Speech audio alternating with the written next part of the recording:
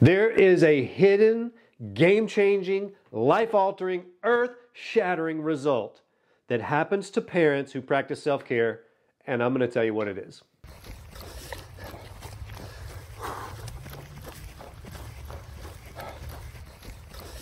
Hey, welcome back. This is Kevin. We're going to change your trajectory as a parent today. If you run a business, if you're in your midlife, and if you're a parent, listen, this has changed my world. It really has. I've been a parent for a little bit less than a decade. My son's 9. I say that because I don't know it all, but I have learned a whole lot. My son, of course, is a cancer survivor. We went through some very challenging times when he was around 4 years old to about 6 years old. So we went through some unique circumstances that I feel it kind of escalated me on how I parent. I've had to parent some pretty deep things in the last 10 years, and I don't wish that on anyone.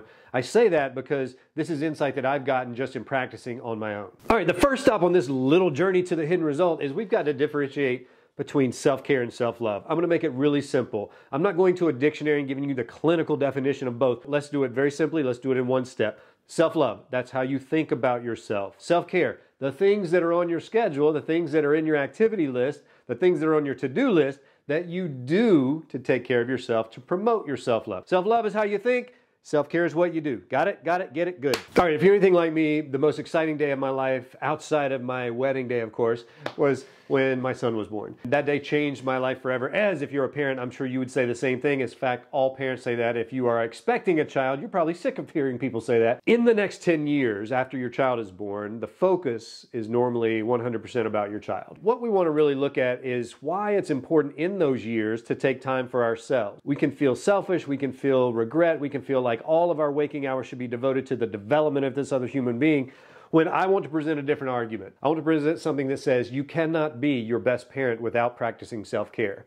I want to present this. You cannot be the parent you're destined to be without taking time for yourself. I want to present this. You will not show your children how to be a good spouse, partner, lover, anything in this world. You will not show them how to be a good, insert word here, without practicing self-care. It comes down to two pieces of advice that I've gotten. One of my mentors, Lloyd Griffith, who delivered the message to me, I don't know if he came up with it or if it was said to him, but he's the one that delivered it to me, so I credit him for it.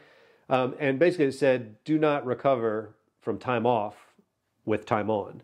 Meaning don't take your time away and do things that will make you more fatigued, more tired, or not as effective on the job. So when you leave on Friday, you need to come back Monday ready to perform at your optimal potential. And that was very important advice because as I became a parent, what I realized was my time off being sometimes my work, sometimes when my son's at school, sometimes when he's spending the night with a friend. What am I doing in those times that when he comes back, my job as a parent, when he comes back, that I'm at my optimal potential? What am I doing? And that's where self-care comes in because we don't often practice self-care. We go on a date night and what do? We have one too many glasses of wine, or we eat too much food, or we stay out too late, and then the next day at the soccer game, we've got our sunglasses on, we're drinking coffee that's this giant out of our new insert mug type here, whatever the popular version is these days, and we're just going through the motion. So the importance of taking that time of self-care, taking time away, not being a parent all the time, the hidden result is you are better at parenting when you're not always a parent. Let me say that again. You are better at parenting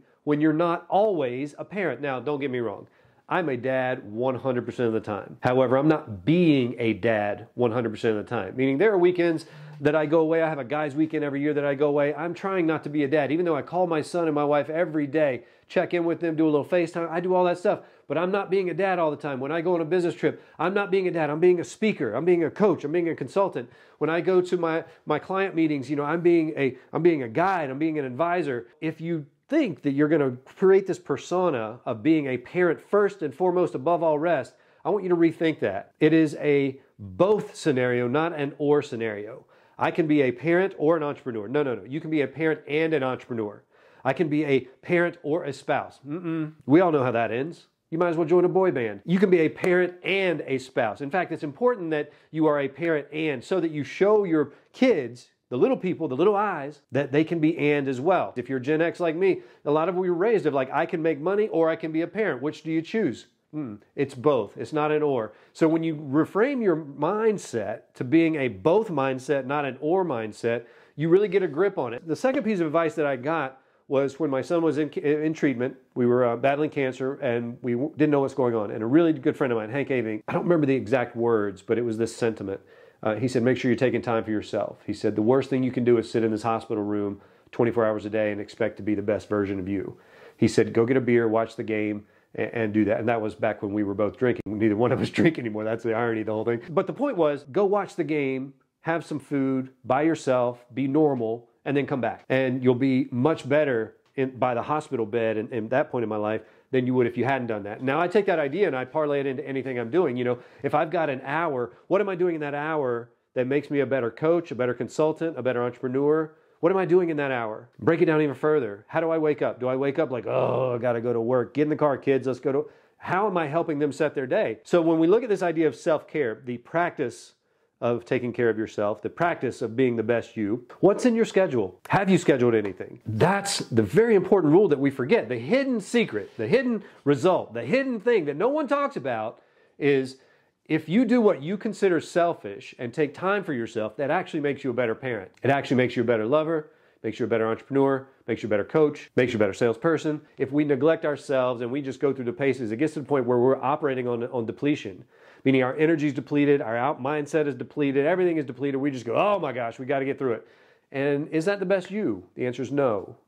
It's not the best you. The importance of practicing self-care is insurmountable. You can't imagine the results you'll get when you consistently practice self-care. So here's what I've done. When the Vision Journal came out, this is my daily planner. It's more of a journal, that's why it's called a journal. But one of the things that I did when I created this is I wanted people to have a mechanism to plan the self-care around their day. So the first thing that we do in the Vision Journal every day is you plan your breaks. What are we doing for our breaks? The reason for that is it's a mindset thing.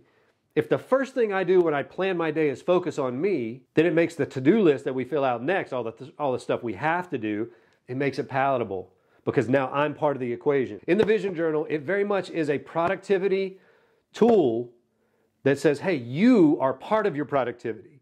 Caring for you is being productive. My phrase that I use for this is I put the we back in me.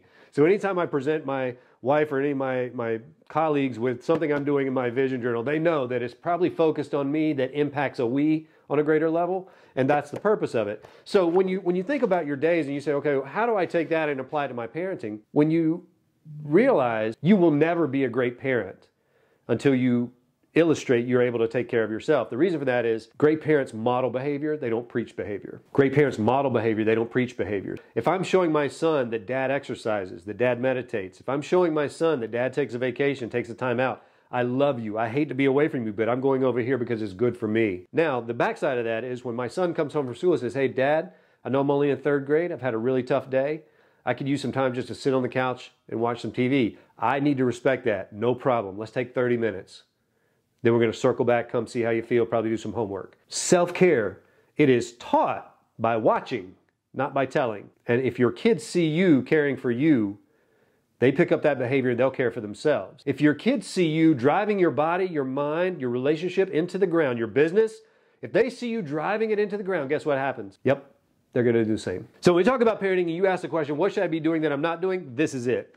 This is it. Most parents are not taking care of themselves. They're not practicing self-care, which negatively impacts their self-love, which is shown to their kids, which is modeled by their kids, which is adopted by their kids, which presents problems for their kids down the road. You see where this goes. Do not be on that train. Your homework is, homework, whatever. You know what I mean. If you're interested in doing this, you're interested in being a better parent, being a better entrepreneur, a better lover, a better husband, better partner, better wife, whatever you're interested in being better at, do this. Practice 4 hours of self-care in the next 2 weeks and see what happens. That's what I'm leaving you with today. Self-care, very different than self-love, but both are needed. If you practice self-care, I guarantee you're going to feel like a better parent. It doesn't mean you're going to be perfect. It just means you're going to feel like a better parent. You're going to be able to do your job better. You're going to be able to love deeper, and it's just going to be a great thing. And that's the hidden result that no one talks about that I'm talking about today. Hey, this is Kevin. Hope you have a great day.